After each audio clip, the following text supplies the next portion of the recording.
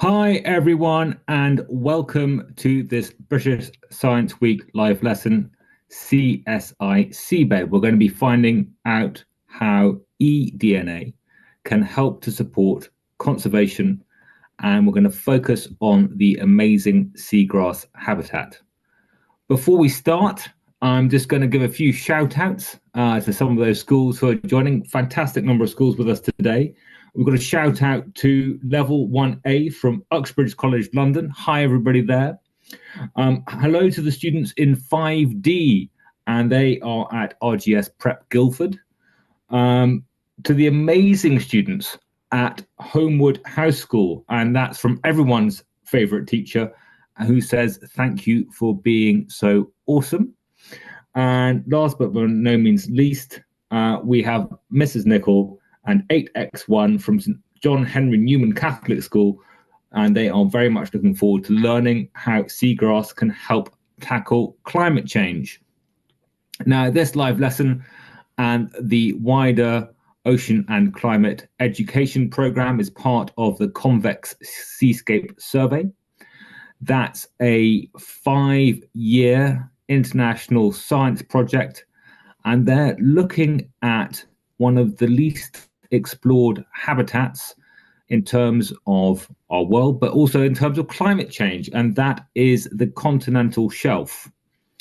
Now, you can perhaps see a map up on screen now, and you can see the pale blue bits coming out from land just before getting deeper into the ocean. That's the continental shelf, and it's an area which absolutely huge. Sort of, if you think in terms of countries, it's 3 times the total area of the USA and 4 times as big as well-known habitats such as the Amazon rainforest. And what we're really interested in is how much carbon is stored there, because storing carbon away from the atmosphere is a great way of tackling climate change. And to take us further into all these questions, eDNA, CSI Seabed, seagrass and everything, we're delighted to be joined by Richard and Bex from the University of Exeter.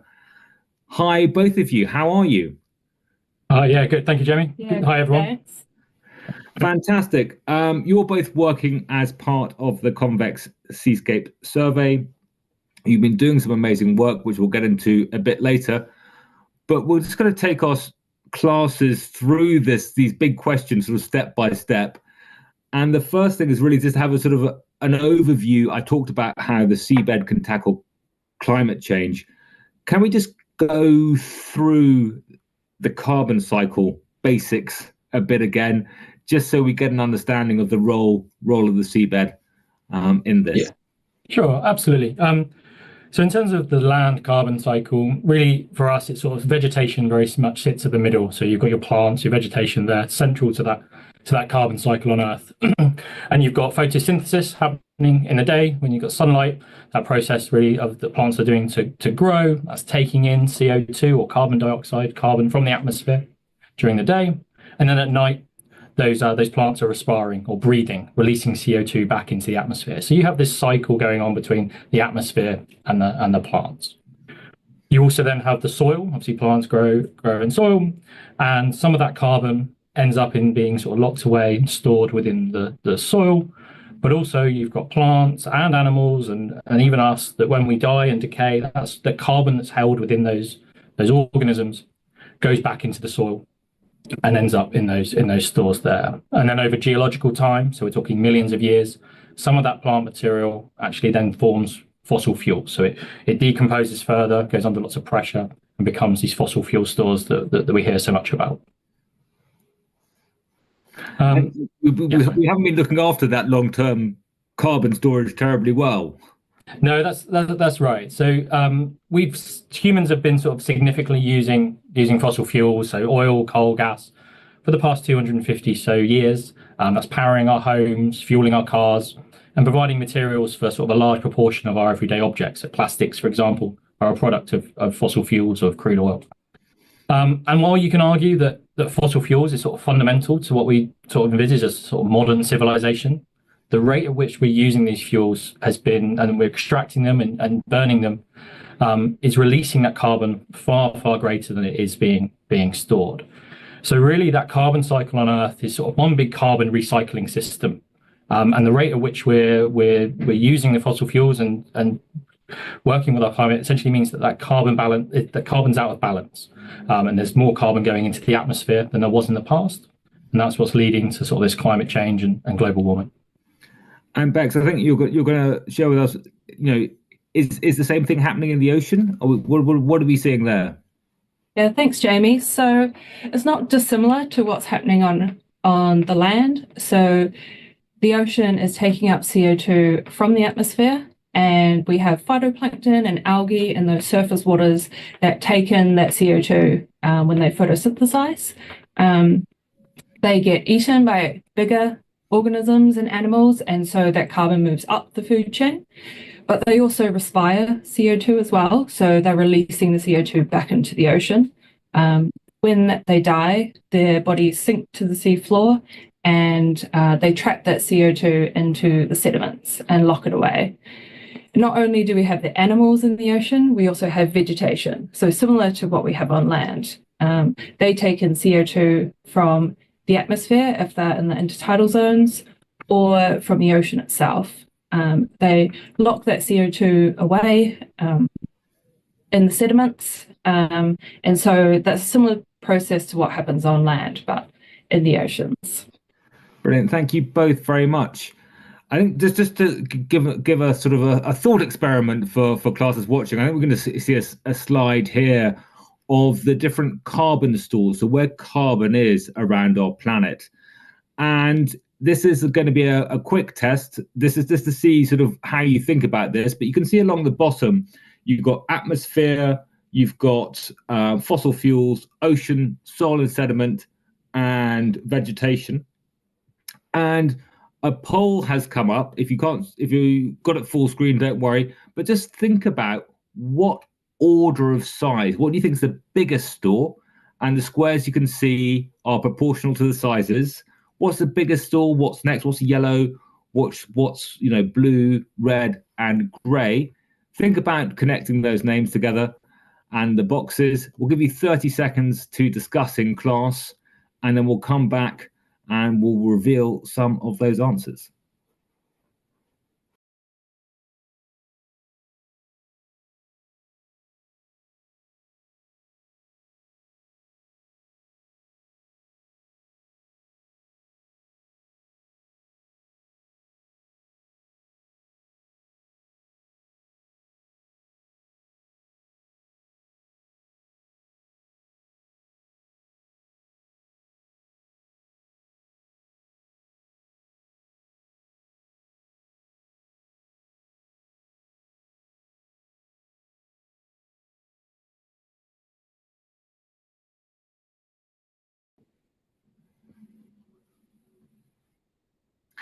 Brilliant. I wonder how you got on. I've got some great suggestions coming in. We've got a few different things. Vegetation coming up quite well on top, soil and sediments in the middle. But I think we've got a slide.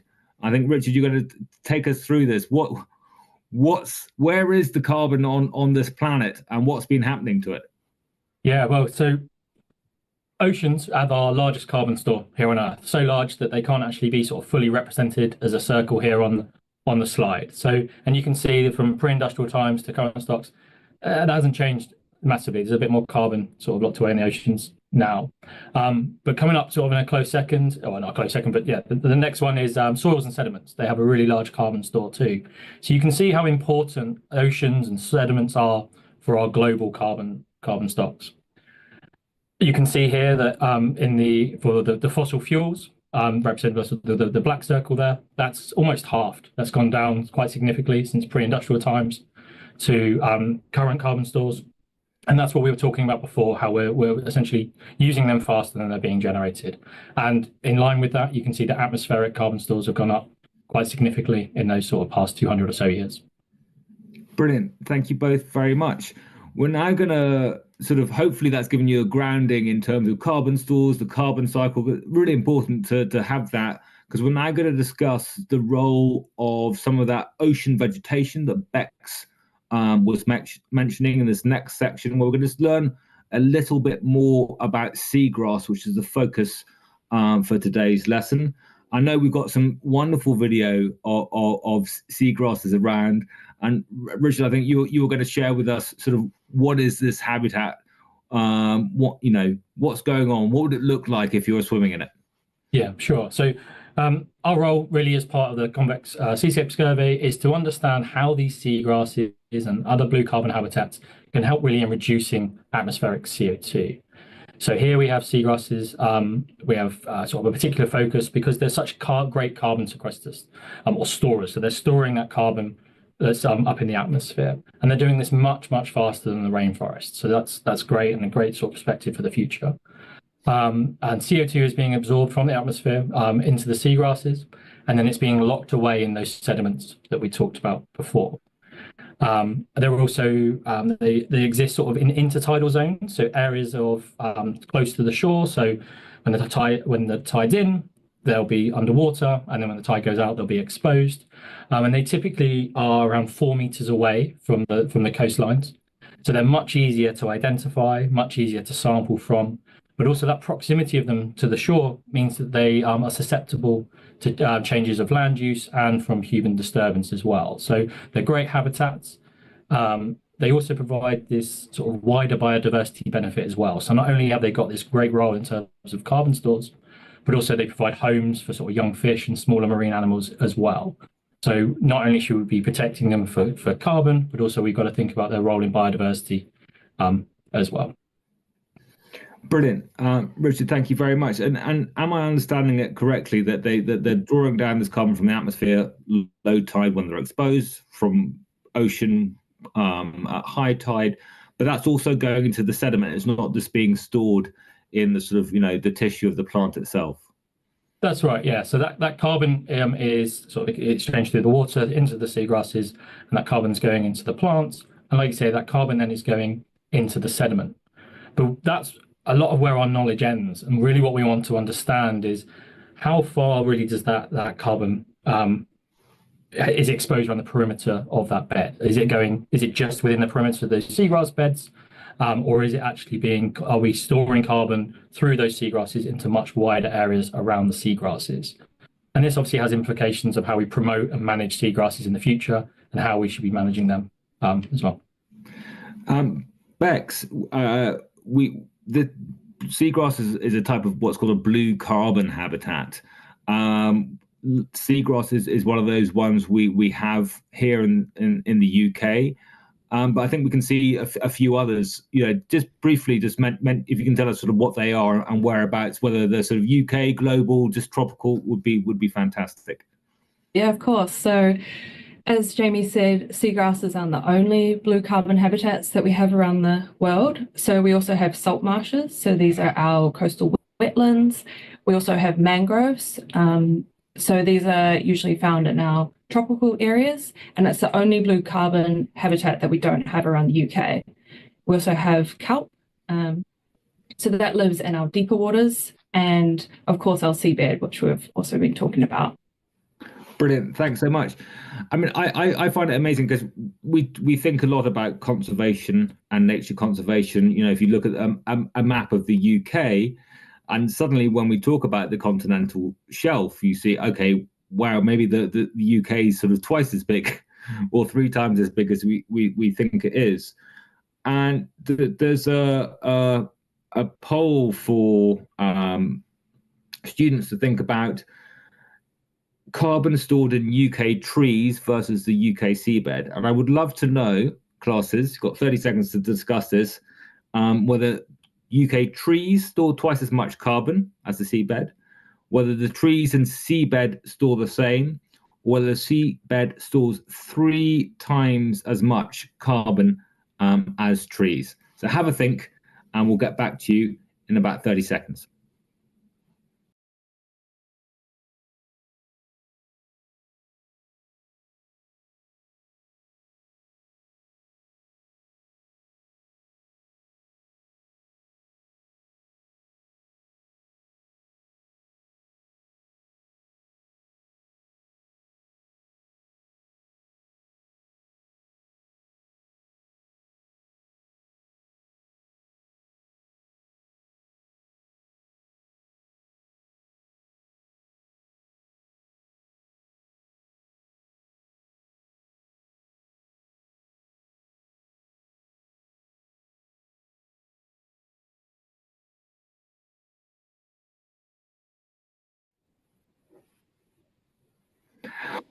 Well, a lot of you are super scientists coming in with the seabed storing three times as much carbon as trees.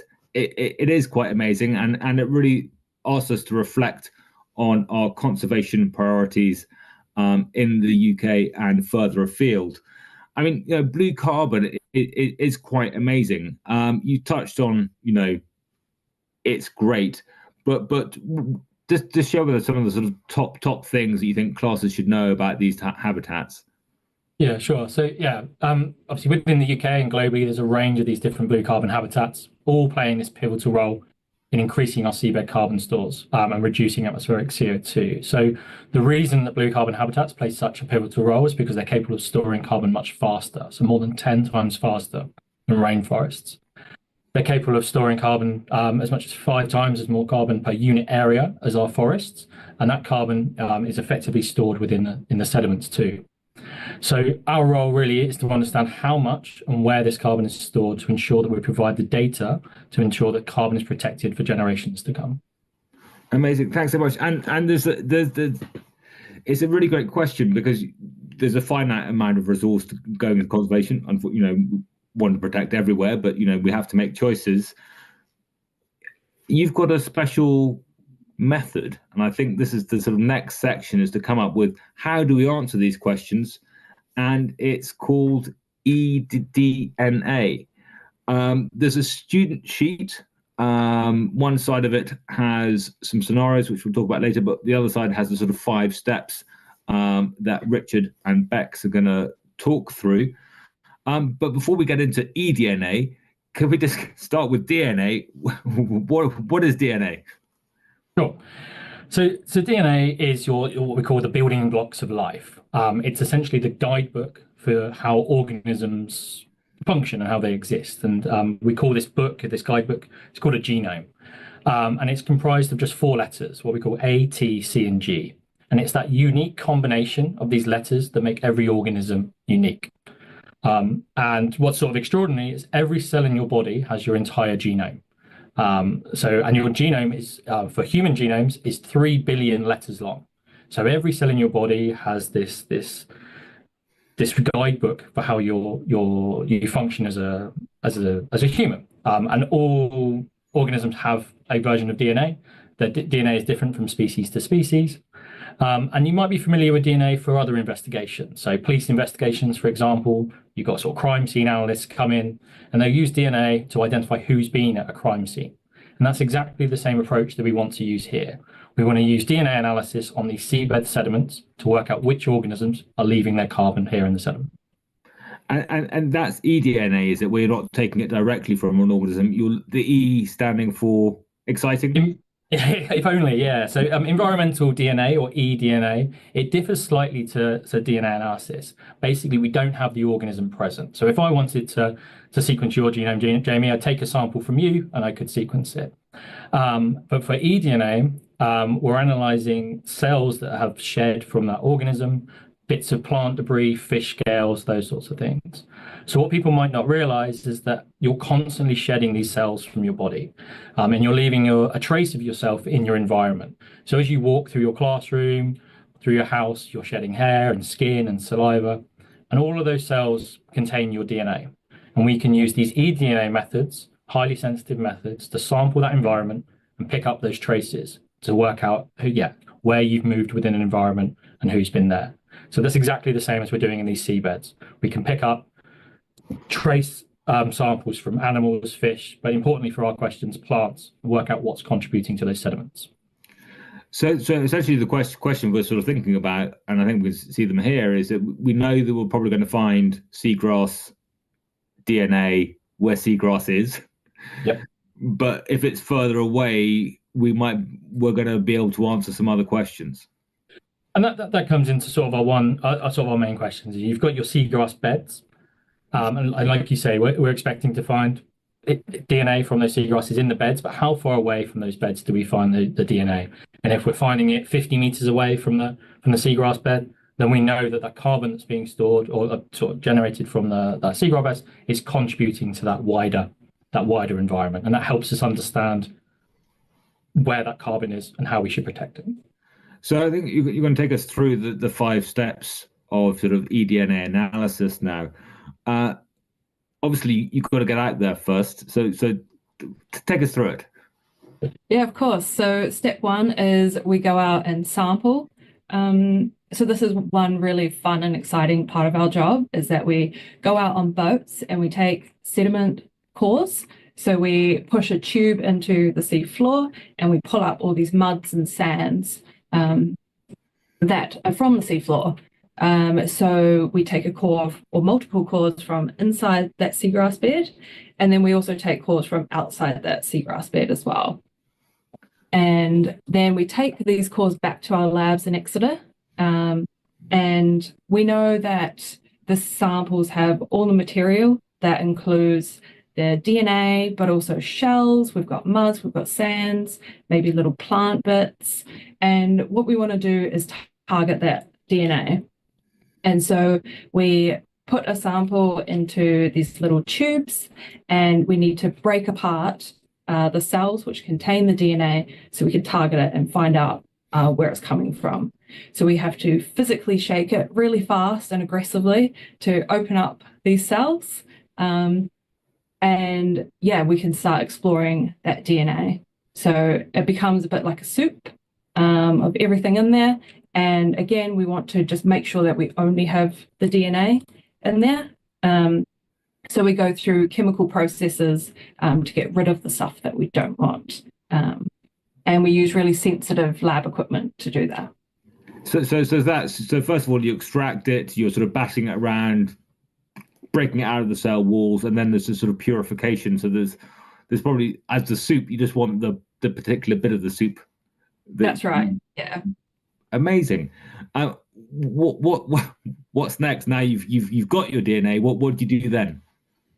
So we then go through a process, what we call sequencing. So we talked previously about genomes and this being this sort of guidebook for how an organism functions.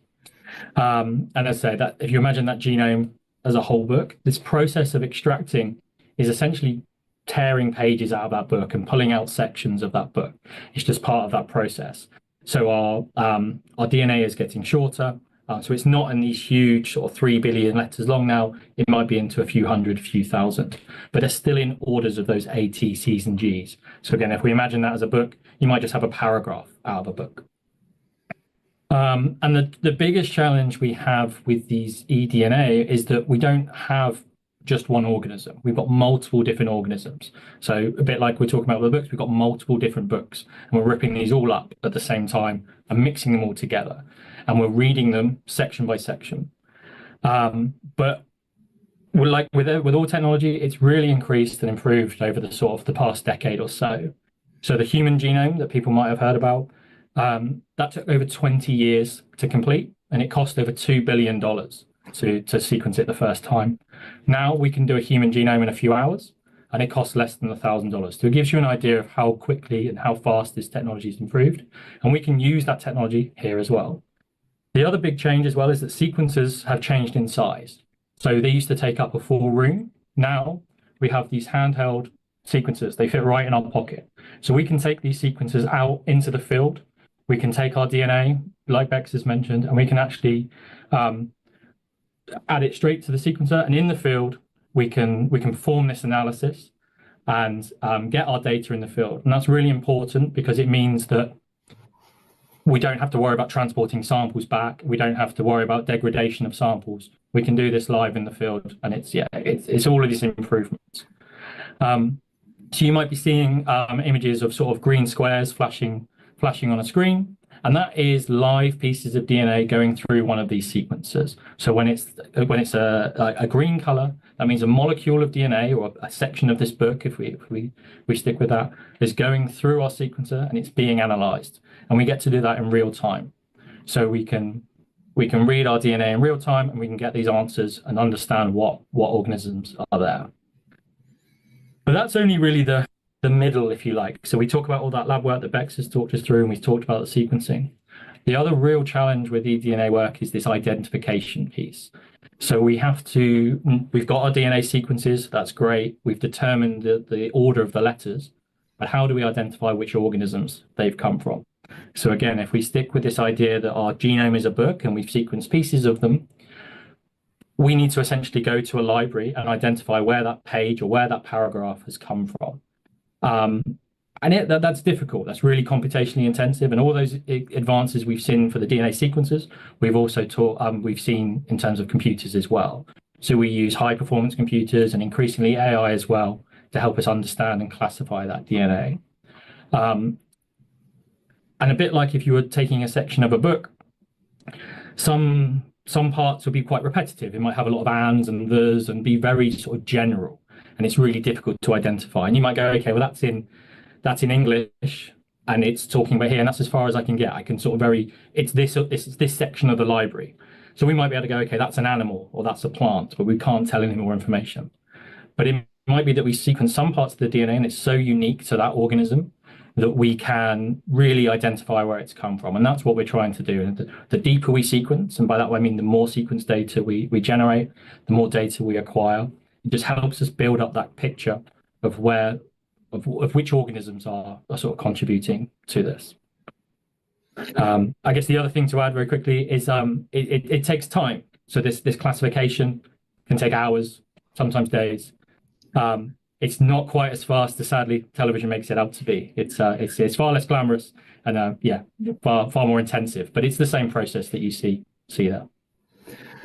Richard and Bex, thank you so much. Absolutely fascinating. Have a much better understanding of eDNA now. I think in this last section, and then we'll be able to move on to questions. We're just going to sort of put these sort of everything we've talked about today into a couple of sort of scenarios, conservation scenarios. And if we're thinking, you've told us that seagrass is amazing, but we're not quite sure where the carbon is stored from it, whether it's locally or more widely.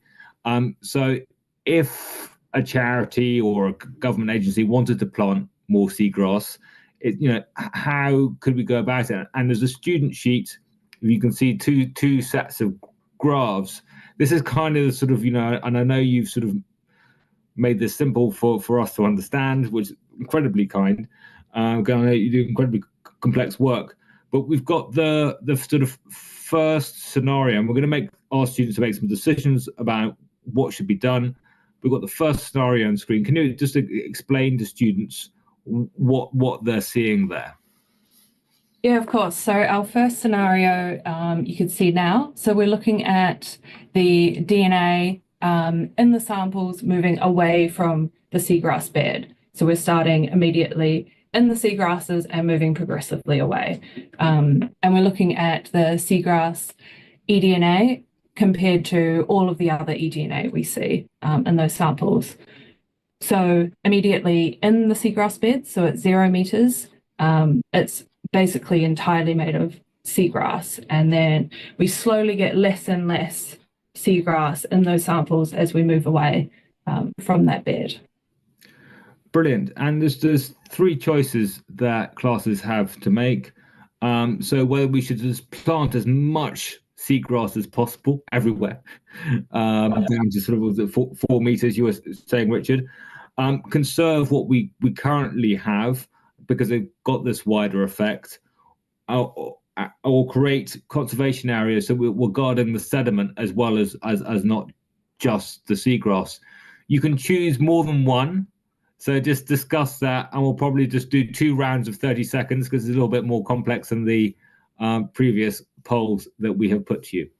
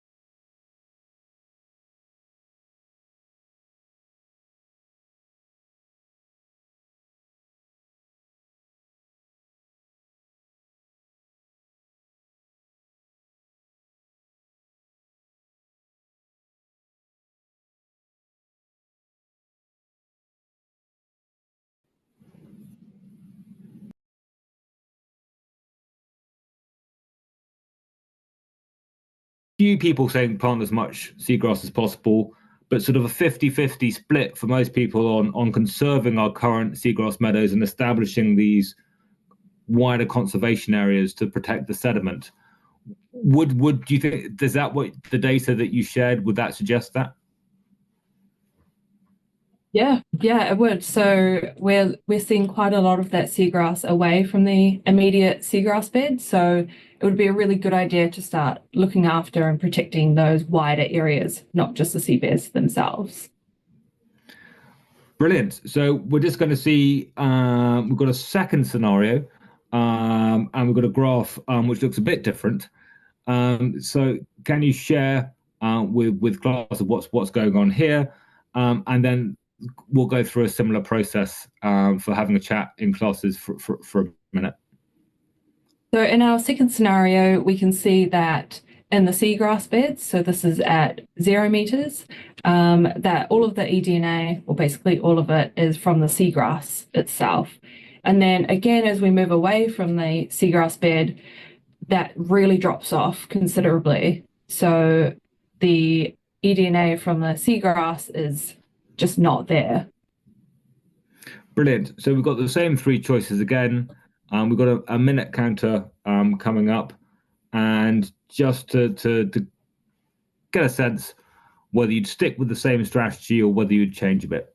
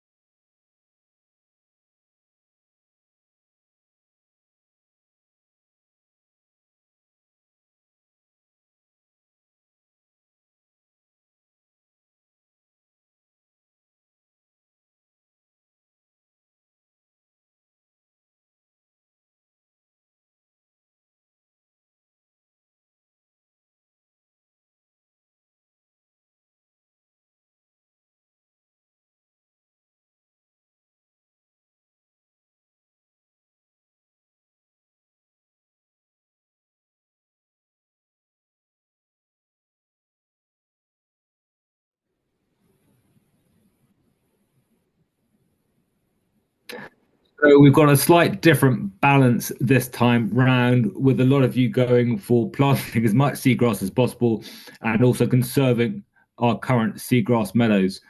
Does the data support that flip in choices?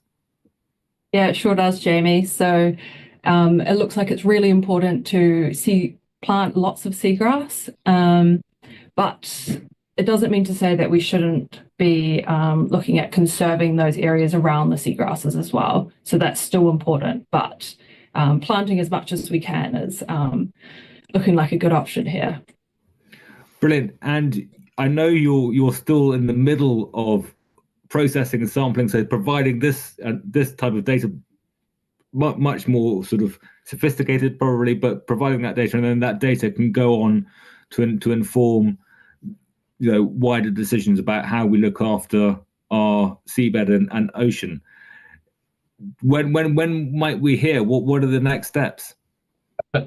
Yeah, that's the aim. Like you say, is that we want to provide really robust data to inform that policy for making those decisions out of those two scenarios and the best way to do. So yeah, we have people in the lab right now, actually doing this type of work, performing eDNA on sediments that we've collected from not just around the UK waters, but internationally as well, really to answer these questions. So we're hoping well before the end of the Convex Seascape project to start informing policy and understanding the role of these seagrasses in our carbon stores. Amazing. Thank you both very much. We've got some wonderful questions coming through from classes. Please do post more and more. You'll also see some of you have found the thumbs up button beside questions. I do tend to pick those ones which have been thumbed up more to go first. And do check as well to see if somebody else has asked the same question, and you can always thumbs up theirs, and we can make sure that gets answered soonest. So the first question is from Ned, who is home educated. Ned would like to know, is seagrass different from seaweed? Maybe a question for you. Okay. Yes. Yes. Yeah. Yes. Is the answer. I believe seagrass is one of the UK's only sort of marine flowering plants. So it's a sort of a different taxa. But yes, it is different to answer to seaweed. But all of them playing an important role in sort of the oceans. So one's plant, one's algae. Yes. Look that up a bit later, but definitely perfect. Next question. This is from Joseph, who would like to know: does coral store carbon too?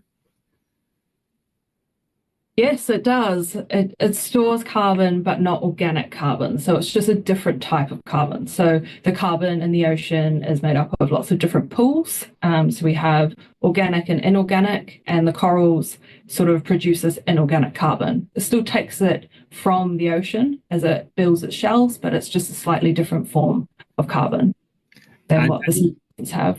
I think this is an important clarification when we're talking about blue carbon habitats that coral is an animal. We've been talking about plants and algae. Exactly. So just to remember that one. Amazing. Next question is from Alex. What would happen if we didn't store carbon? That's a brilliant question. Essentially, if we just kept going in, it's sort of like going into the atmosphere. Eventually, yeah, like we're seeing now, but just more pronounced. So temperatures would rise, and we would just sort of see overarching ecosystem collapse. But yeah, essentially, if we just kept raising CO2 levels, yeah, there'd be other things happening too, but that would be the most dramatic. Brilliant. Thank you very much. This may still be a progress question, but Dravan would like to know which sea in the world stores the most carbon. That's a question. Yeah, that's $1 million question, isn't it? I guess our biggest ocean is probably the Pacific, so it has the largest capacity of storing carbon. But that doesn't mean to say that areas that have a lot of these blue carbon ecosystems don't also play a big role. So it's sort of balancing up how much carbon can be stored in the ocean and also along the coast as well. So yeah, it's still an outstanding question, but something we're trying to answer. Brilliant. Great question there. Darian would love to know, how does carbon dioxide get trapped in salt marshes? Salt marshes aren't an area I know much about, if I'm honest. No, it's not something that either of us really work in. They're quite specialized ecosystems. So there are scientists who work in specific areas. So it's not something that we work in, but we can look into it. Yeah, I guess the CO2 isn't only coming in through the plants, and you'll have plants in salt marshes, but you'll also have all those microorganisms and other things appearing in that as well, who are playing an important role. So yeah, many different routes, if you like, for CO2 to come into ecosystems. Fantastic. Thank you both very much. This is from William. Is seagrass one of the most important ways to stop global warming? I think they're all important. I think we have to. I think we can't sort of put all our eggs in one basket, for want of a better analogy. We have to really leverage all of these different things. We need to manage these ecosystems better. We need to protect them. We need to understand them. I think yes, seagrasses, as we've identified, are really important. In the UK, especially, we've lost, I think, sort of 90% of our seagrass habitats, and it shows you really sort of how decimated they've been. But not everywhere has seagrasses. So it's, again, working locally, understanding what blue carbon habitats that we have, which ones can we use. But that comes from understanding. And once we have that understanding of how they operate, we can introduce policy to protect them and sort of, inform governments and others to help with that. So I'd say they're all equally as important. But yeah, in different areas, different things. Brilliant. Thank you very much. This is from Fallinge Park High School in Rochdale. And they would like to know, how long does seagrass live for? I don't think it's that long. It's a few years, from my understanding. But they release seeds and they can keep blooming in the same areas. So they have like quite a short lifespan in comparison to something like a mangrove. But but they self-seed, so they can sort of like sustain their beds as well. That's it. I think if the habitat that they're in sort of sustains them, they'll continue to grow and expand. That's what we're looking for. We've got some more great questions from that school. So we have how much oxygen does the seabed produce? And then the next question will be about, but let's go for that one first. Does the seabed produce oxygen, and if so, do we know how much? There will be in terms of that sort of photosynthesis type thing. You'll be having oxygen produced. The exact numbers, to be honest, I don't know. I don't know either. Yeah, but yes is the short answer. Quite how much is something that we should look more into. I'm going to come back to the second part in a bit, but we just had a couple of questions upvoted. So we have, how long did it take to complete your studies to become an expert in seagrass and eDNA? Obviously, some people looking to follow in your footsteps here. In terms of the eDNA, for me personally, it's been multiple years, and I think really it's keeping up with the innovation. So and it's improving so much, it's constantly improving. So, and it's becoming far more accessible. So, and that's really what attracts me to some of these studies now, is that I've always been sort of involved with environmental work, and it's now we can take these tools that we had in the lab out into the field and answer some of these questions together rather than trying to do them separately. So, I've been using these tools for sort of 10, 15 years. And they're constantly evolving. So the way we extract the DNA changes, the way we sequence the DNA changes, and the way we analyze it sort of computationally is also changing. But it's really exciting. And that doesn't mean that you have to do 15 years worth of work to get into it. Just in a few days, you can learn so much. It's far more accessible now. I mean, you're both doctors of science. You've got your PhDs. That's at least 6, 7, 8 years of studying at university degrees. Yep. Yeah. If that's quite a commitment, are there other roles, just to follow up from that, you can start to do this work without, saying, okay, you've got 8 years at university as a minimum before you get to your position? Yeah, no, absolutely. And I think that's as I say, the real benefits and those technological advancements is you don't need to have big university labs with all the resources and infrastructure to do these things now. As the sequencer I showed earlier is accessible to anyone. Anyone can buy that, whether you've got PhDs like we do, or you're at a smaller company wanting to do biodiversity type research. The tools are out there. Obviously, there's so much of a community around this online as well that you can tap into and sort of understand, and the ability to share techniques and knowledge really drives this field forward. So it's really hopefully becoming more and more accessible to everyone. And just we had a question about equipment, which I'm just going to sort of focus that in. How much would the science department need to sort of raise to get one of you? And do you need anything else? So this one now they're holding here, this is it's all in dollars. So this one is $1,000 to buy, and it's as a starter pack. It's from a company called Oxford Nanopore, and that comes with everything you need to be able to do sequencing where you are. In comparison, so we're at the university, we have still some of these big sequencers, and they cost $1 million. So it gives you an idea if that's your sort of medical sized grade equipment. These are now far more accessible. So hopefully, and as I said, I think that's all envisaged to try and get into schools and get into a sort of an earlier stage.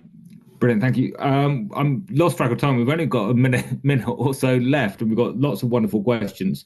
But this from Python Creek Primary School, wonderful. Is there carbon all over the seabed or only on the continental shelf? Because I mentioned, I think, in my introduction that part of the ocean. Definitely a question for that. Yeah, so it will accumulate on the continental shelves, but we have ocean currents, we have big like landslides, but in the ocean that will then transport all of that carbon offshore into our deep oceans. So this could be up to 3,000 meters of water depth. And that is a really good store for our carbon. So it really locks it away from the atmosphere. Brilliant. And then there's a wonderful question, and which you may or may not, was great. I'm just going to ask it. What would happen, and it's a final question, very sorry, but what would happen if you found a new species when looking at the eDNA? So that's the dream, because you get to name it. So That's it. So you find a new species, and this has happened. Not on sea, but on land. People have sequenced so far back in time that they're identifying species that don't exist anymore. So we've got so much sequence data about them that you can identify new species. But yeah, that's the thing. If you find a new species, or even with microbes that we haven't identified yet, the person who finds them gets to name them, and that's the fun bit of the job. That's We've exciting. got to come up with a name. So. Richard and Bex, thank you so much. Absolutely fascinating. A whole new world for me, and I imagine a whole new world for the classes watching. The importance of the ocean, blue carbon habitats, the research that you're doing, eDNA, conservation priorities, science and policy. Absolutely brilliant. So thank you very, very much for all your insights and enthusiasm. Thank you very much for all those classes who have taken part as well. Hope you've enjoyed it as much as I have. Until the next time, it's goodbye from us. Bye-bye. Thank you. Bye. Bye. Thank you.